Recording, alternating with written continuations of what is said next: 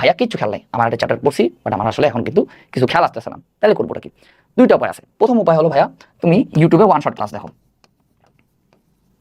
তুমি যদি one shot class দেখো তাও ভালো, অ্যান্ড এটা কিন্তু আমি সাজেস্ট করি না, এখন অনেকের অবশ্য ক্লাস না দেখলে ভালো লাগে না।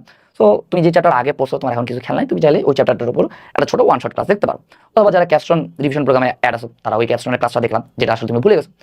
আর একটা টেকনিক যেটা আমি সবসময় ইউজ করতাম, যে না এই চ্যাপ্টারটা আমি পড়ছি বাট আমার কিছু খেয়াল আসতেছে না, আমি তখন করতাম কি, প্রথমে আগে বই নিয়ে বসতাম, দেন হলো টেস্ট পেপার নিয়ে বসতাম। এখন ইন দ্য ফার্স্ট প্লেস বা প্রথম 1 ঘন্টায় তোমার মনে হবে যে আমার আসলে কিছু খেলা আসতেছে না, and আমি 1 ঘন্টা হুদায় বসে আছি। যেই তোমার হলো 1 ঘন্টা টাইম পিরিয়ড চলে যাবে, এটা তুমি লিখে নাও, তোমার যখন 1 ঘন্টা টাইম চলে যাবে and 1 ঘন্টা তুমি মনোযোগ দিয়ে পড়া ট্রাই করছো, তোমার আস্তে আস্তে সব খেলা আসা শুরু হবে।